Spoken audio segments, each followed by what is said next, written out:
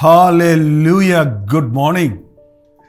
మరొక రోజు మన జీవితాల్లో ప్రభు ఇస్తూనే ఉన్నాడు. ఆయన్ని స్తుతించడానికి, ఆయన్ని ఆరాధించడానికి, ఆయన మాటలు వినడానికి, ఆయనకు మొర్రపెట్టుకోవడానికి, ఆయన కృపలో బ్రతకడానికి మనకు ఆయన సన్నిధి ఎంతో అవసరం. పరిశుద్ధ లేఖనాలను మనం పఠిస్తుండగా ప్రభు యొక్క ఆత్మను, ఆయన మనస్సును, ఆయన సన్నిధిని మనం అనుభవిస్తాం కనుక రండి ధ్యాన సమయాన్ని ప్రభువు దీవించినట్లు చిన్న ప్రార్థన చేసుకొని ముందుకు వెళ్దాం. పరిశుద్ధుడా, నీకు వందనములయ్యా. నిజమేనయ్యా, ఈ లోకంలో అనేక విషయాలలో మేము మునిగి తేలుతూ నీ ఉన్నావన్న సంగతి, నీ సన్నిధి మాకు కావాలన్న సంగతి, మమ్మల్ని ఆదరించేవాడిగా, మాకు వినిపింపజేసేవాడిగా, నీ తలంపులు ఆలోచనలు మా పట్ల నెరవేరినట్లుగా మమ్మల్ని నీవు ఎరిగి ఉన్నావని, కోరుకుంటున్నావని నమ్ముటకు సహాయం చేయి. మాతో మాట్లాడమని క్రీస్తు నామములో అడుగుచున్నాను తండ్రి, ఆమేన్. ఎలా ఉన్నారండి? అలిసిపోయారా? విసిగిపోయారా? కృంగిపోయారా? నలిగిపోతున్నారా? బాధలో ఉన్నారా? శ్రమలో ఉన్నారా? అయోమయ పరిస్థితుల్లో ఉన్నారా? అధ్వానమైన పరిస్థితికి దిగజారి ఉన్నారా? చూడండి ఎన్ని స్థితిగతులు ఉన్నాయో. మానవుడు ఈ లోకంలో జీవిస్తుండగా ఆయా సమయాలలో ఇలాంటివన్నీ మనకి సంభవిస్తూనే ఉన్నవి. రాజైనా పేదైనా ఎవడైనా మానవ జన్మించిన వాడికి ఇలాంటి స్థితిగతులన్నీ ఉంటాయి. అయితే ఇటువంటి స్థితిగతులలో ఉన్న మనకు ఆదరణ కేవలం మన ప్రభు ద్వారా మాత్రమే కలుగుతుంది. విడుదల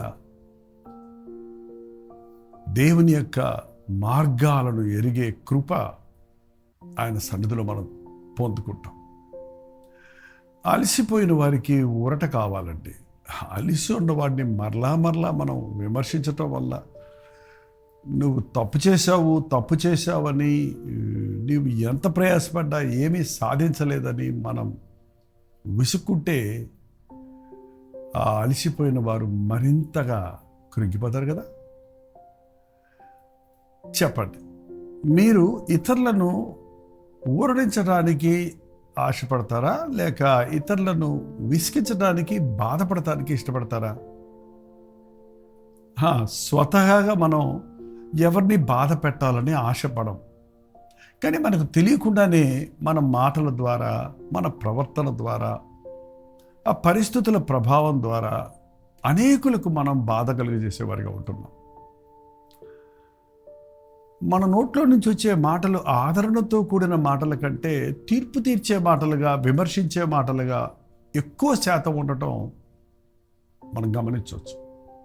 ఇప్పుడు అందరికీ సెల్ ఫోన్లో రికార్డింగ్ ఉంది కదా. ఒక రోజంతా మీ సెల్ ఫోన్ ఆన్లో వేసి పెట్టుకొని మీరు మాట్లాడి రికార్డ్ చేసుకొని పెట్టుకొని వినండి. అందులో ఎన్ని ప్రయోజనకరమైన మాటలు ఉన్నాయి, ఎన్ని ఆదరణ మాటలు ఉన్నాయి, ఎన్ని పాజిటివ్ వర్డ్స్ ఉన్నాయి, ఎంత సమయోచితమైన మాటలు ఉన్నాయి, ఎంత సహాయకరమైన మాటలు ఉన్నాయి, ఎంత వ్యర్థమైన మాటలు ఉన్నాయని లెక్కలు చూసుకుంటే మనకే ఆశ్చర్యం కలుగుతుంది. దేవుని బిడ్డలని చెప్పుకున్న నేను కూడా ఇలాగే మాట్లాడుతున్నానా, ఇలాగే ఉందని నా మాట, నా పరిస్థితి అని గ్రహించుకోగలుగుతాం. ఒక అలసిన వ్యక్తిని మనం ఓరడించే జ్ఞానం మనకు కావాలంటే, జ్ఞానయుక్తమైన మాటలతో జ్ఞానం కలిగి నోరు తెరిచేవారిగా మనం ఉండాలంటే, ఏ సందర్భంలో ఏ మాట మాట్లాడాలి, ఎవరితో ఎలా మాట్లాడాలి, ఎట్లా మాట్లాడాలని మనం ఎరగాలంటే పరిశుద్ధ గ్రంథాన్ని చదవాలి.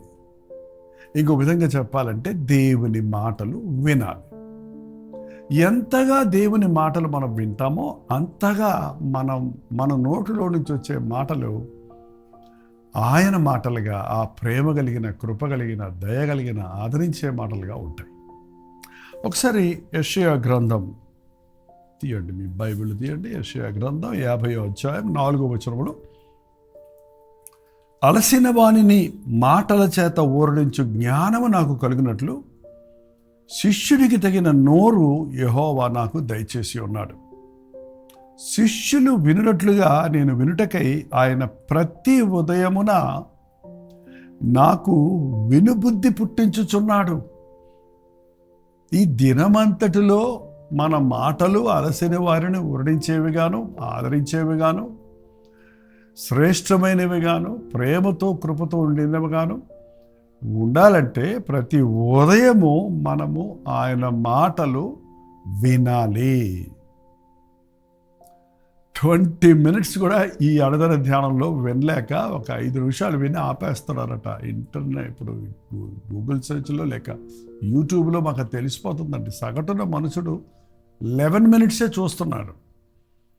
అందరితోటి వాళ్ళకి ఇంకా టైం లేదు. మరి ఏమంటావు, ఒక మూవీ చూస్తే గంటల తరబడి చూస్తారు. ఒక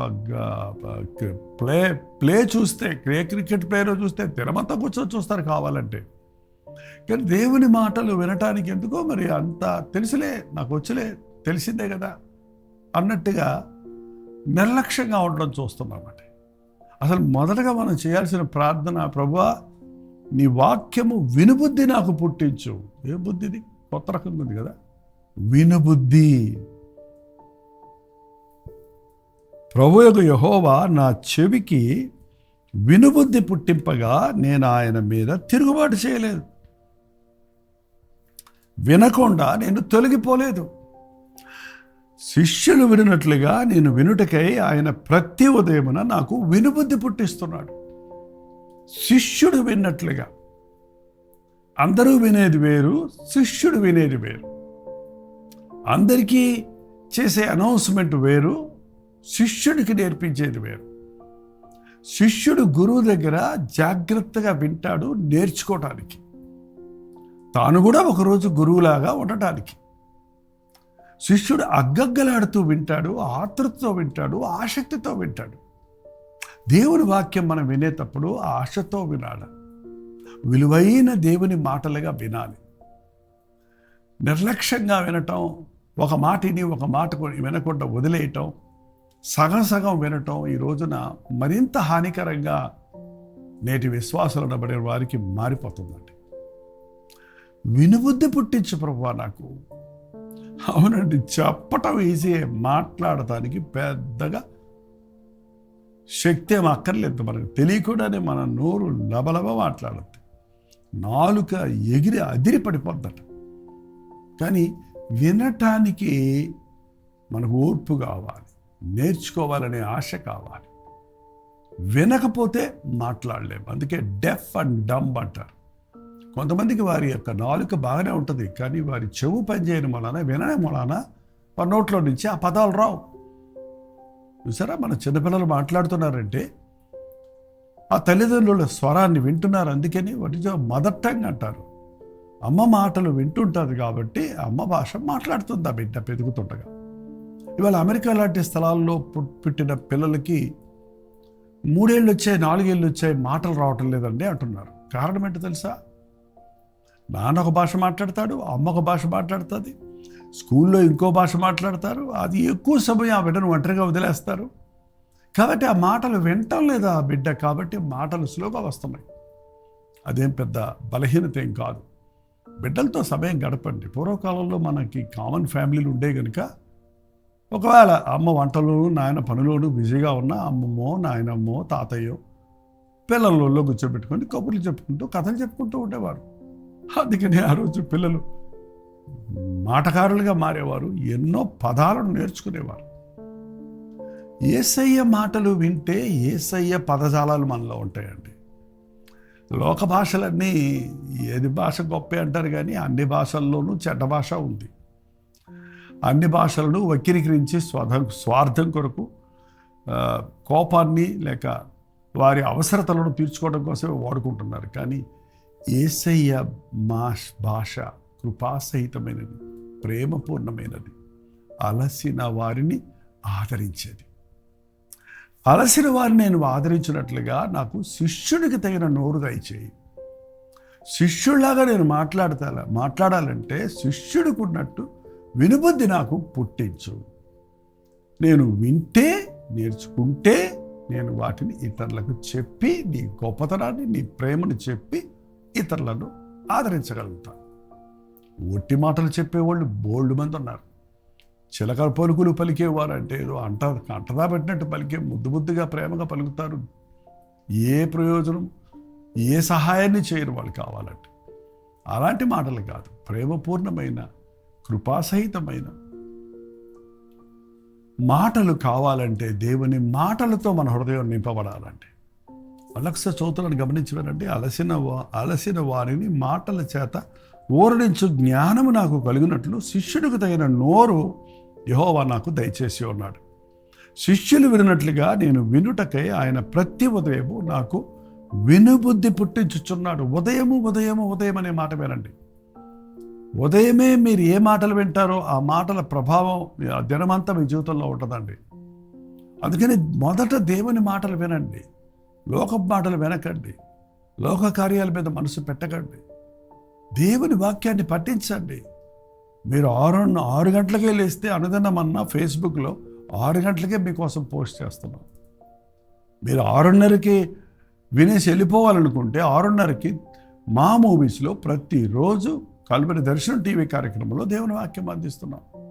అందరికీ అనుకూలంగా కొంచెం ఆలస్యంగా లేస్తున్నారని 7 గంటలకు మళ్ళీ యూట్యూబ్లో అనుదిన ధ్యానం వేస్తున్నాం. ఒకవేళ మీరు 7:30కి లేచినా 8కి లేచినా పొరపాటు ఆ యూట్యూబ్లో ఉంది కాబట్టి దేవుని వాక్యాన్ని వినండి. అయినా మీరు అంతగా యూట్యూబ్లోనే వినాల్సిన అవసరం లేదు. మీ పరిశుద్ధ గ్రంథాన్ని తీసి ఏ సమయమైనా, కరెంట్ ఉన్నా లేకపోయినా, సెల్ ఉన్నా లేకపోయినా, మీ బైబిల్ తీసుకొని మీరు చదువుతుంటే దేవుడు మీతో మాట్లాడుతున్నాడు. వినుబుద్ధి ఉందా? వినాలి అనే ఆశ ఉందా? వినుటకు తమ మనస్సును సిద్ధపరచుకొనరు గనుక వారు వినలేకపోయిరి అని ఇర్మియా గ్రంథంలో రాయబడి ఉంది 6:10. వినుటకు తమ మనసును సిద్ధపరచుకోరు. వినాలి అనే సిద్ధపాటు, కాన్సన్ట్రేట్ చేయరు. ఏంటంటే దేవుని వాక్యమునందు వారు ఆశ లేని వారికి ఉన్నారు. నిర్లక్ష్యం చేసే వాక్యము అగ్గగ్గలాడరు దేవుని వాక్యం అంటే. అలాంటి పరిస్థితుల్లో మన జీవితంలో విజయం ఉండదండి. మనం ఎవరికి ఆశీర్వాదకరంగా ఉండలేము. మనకే ఆదరణ దొరకదు. మనం ఎవరిని ఆదరించగలుగుతాం? మనమే అలసిపోతాం, విసిగిపోతాం ఈ లోక పనుల్లో మనుషులతో పడి. మరి ఇంకొకరిని ఎలాగ మనం ఊరడించగలుగుతాం? దేవుడు మనకు వినుబుద్ధి పుట్టించినప్పుడు he will prepare our hearts అండి. ప్రభువు నాకు చెవికి వినుబుద్ధి పుట్టింపగా నేను ఆయన మీద తిరుగుబాటు చేయలేదు. ఆ మాట విన్నప్పుడు ఆ మాటకు నాకు గ్రహించుకునేటట్టు చేశాడు ప్రభు. వినకుండా నేను తొలగిపోలేదు. దేవుని మాటలు మన ఈ రోజుల్లో చాలామంది మన అమ్మ నాన్న మంచి మాటలు చెప్తుంటారండి, కానీ ఎంతమంది పిల్లల్లో హృదయాల్లోనికి అవి వెళ్తాయి. అంటే ఒక బంతి తీసుకొని గోడ కొడితే తిరిగి వచ్చి కొట్టినట్టు ఈ రోజున మనం ఎవరికైనా ఏదన్నా చెప్పాలంటే దాన్ని తిరిగి మనకే తిరగేస్తున్నారండి. వాక్యం హృదయాన్ని హత్తుకుంటే అది అక్కడ అద్భుతమైన కార్యాన్ని జరిగిస్తుంది. వినుబుద్ధి పుట్టించు ప్రభు నాకు. యేసు ప్రభు ప్రసంగాలు చేసిన తర్వాత మత్తయి, మార్కు, లూకా, యోహాను సువార్తల్లో మీరు చూడొచ్చు. ఆయన ఒక పెద్ద సందేశాన్ని ఇచ్చిన తర్వాత వినుటకు చెవులు గలవారు వినుగాక అనేవాడు. వినుటకు చెవులు గలవారు అంటే అక్కడ అందరికీ చెవులు లేవా? అందరికీ చెవులున్నాయి, అందరికీ చెవుడేం కాదు, కానీ వినాలి అనే ఆశ లేదు. దేవుని వాక్యాన్ని పొద్దున్నే కొద్ది నిమిషాలు వినండి. ఆ దినమంతా మీరు అలసిపోరు, మీరు కృంగిపోరు, మీరు విసిగిపోరు. సరిగదా? అలసిన వారిని కూడా ఊరడించగలుగుతారు. విసిగిపోయిన వారిని, కృంగిపోయిన వారిని కూడా లేవనెత్తగలుగుతారు. ఎస్, వినుటకు వేగిరపడు వారిగాను, మాటలాడుటకు నిదానించే వారిగాను ఉండాలని, వినిన దాని ప్రకారంగా మనం నడుచుకోవాలని దేవుని వాక్యం హెచ్చరిస్తుంది. ప్రతిరోజు మీ కొరకు దేవుడిచ్చిన సందేశాలను తీసుకుని వస్తున్నాం కదా. వినండి, విశ్వసించండి, హృదయానికి అనునయించుకోండి, వాక్యానుసారంగా జీవించండి. మీరు పెద్దగా ప్రయత్నం చేయక్కర్లేకుండానే మీ మాటలు అనేకులకు ఆదరణ కలుగు చేస్తాయి. అలసిన వారికి ఊరట కలుగు చేస్తాయి. కృంగిన వారికి ధైర్యాన్ని కలుగు చేస్తాయి. బలహీనులకు విశ్వాసాభివృద్ధిని కలుగు చేస్తాయి. వాక్యాన్ని విందాం, ధ్యానిద్దాం, అనుసరిద్దాం. అనేకులకు దేవుని వాక్యపు సత్యాన్ని తెలియచేద్దాం. ప్రార్థన. పరిశుద్ధుడ, ప్రేమగల తండ్రి, ఈ సమయంలో ఎవరెవరు ఎక్కడెక్కడి నుంచి ఈ మాటలు విన్నారు నువ్వు చూసావయ్యా. అలిసిపోయి ఉన్నాము, విసిగిపోయి ఉన్నాము. ఈ పనుల భారంతో, ఉద్యోగ భారంతో, కుటుంబ భారంతో అని ఈరోజు ఎక్కడ చూసినా తండ్రి మనుషులు ఓనౌట్ అయిపోవటం, ఎగ్జాస్ట్ అయిపోవటం, అలిసిపోవటం, అరిగిపోవటం అనేది చూస్తున్నామయ్యా. ఎప్పటికప్పుడు మమ్మల్ని నూతనపరచడానికి, నూతన బలం ఇవ్వడానికి, నూతన శక్తిని ఇవ్వడానికి, ఊరడించడానికి, ఆదరించడానికి, బలపరచడానికి నాయన నీ మాటలు మాకు ఇచ్చావు. నీ పరిశుద్ధ లేఖనములోని మాటలు మాకు విశ్వాసాభివృద్ధి కలుగజేస్తున్నవి, ధైర్యాన్ని పుట్టిస్తున్నవి, జ్ఞానాన్ని కలుగజేస్తున్నవి. మా జీవితంలో గొప్ప మార్పును, అలాగే మా మాటల ద్వారా అనేకుల జీవితాల్లో ఆశీర్వాదమును మేము చూడగలుగుతున్నాం. ప్రతిరోజు ఉదయం నాయన వినుబుద్ధి పుట్టించి విన్న మాట ప్రకారం నడుచుకునే కృపలను మా ఒక్కొక్కరికి దయచేయమని క్రీస్తు నామంలో అడుగుచున్నాను తండ్రి. ఆమేన్. తండ్రి అయిన దేవుని యొక్క ప్రేమయు, కుమారుడైన క్రీస్తు యొక్క కృపయు, ఆదరణకర్త అయిన పరిశుద్ధాత్మ యొక్క సహవాసం కూడి వచ్చిన మనందరికీ ఇప్పుడు సదాకాలము తోడైండును గాక. ఆమేన్. దేవుని స్తోత్రం. మీ ప్రార్థన అవసరతలు, భారాలు, అలాగే ప్రైజ్ రిపోర్ట్స్ 9100100888 నెంబర్కి తెలియచేయండి. మీరు ఎక్కడి నుంచి, ఇతర దేశాల నుంచి అయితే ఈ నెంబర్కి తెలియచేయండి. మీరు ఇండియాలో ఉంటే, మీరు ఏ ప్రాంతంలో, ఏ రాష్ట్రంలో ఉన్నా, ఇండియాలో ఉన్నవారు 95404110 నెంబర్కి, ఇతర దేశాల్లో ఉంటే 9100100888 నెంబర్కి వాట్సాప్ పెట్టండి. టెక్స్ట్ కానీ వాయిస్ కానీ పెట్టండి. ఫోన్ చేయకండి. అన్ని ఫోన్లు మేము ఎత్తలేము. కొన్ని వేల ఫోన్లు ప్రతిరోజు వాట్సాప్ మెసేజ్లు రిసీవ్ చేసుకుంటున్నాం. మీ అందరి కోసం ప్రార్థిస్తున్నాం. మీరు కూడా ప్రార్థిస్తున్నారు. అనేక సార్లు మీరు వచ్చి సాక్ష్యాలు చెప్తున్నారు. మీకు తెలుసు కదా. వారంలో ప్రతిరోజు కల్వరి ప్రతిధ్వని 9 గంటలకి మీకు అందిస్తూనే ఉన్నాం. కొన్ని రోజులు వీలైనంత వరకు మీటింగ్స్ లేని సమయాల్లో జూమ్ కూడా మీకు అందుబాటులోనే ఉంటుంది.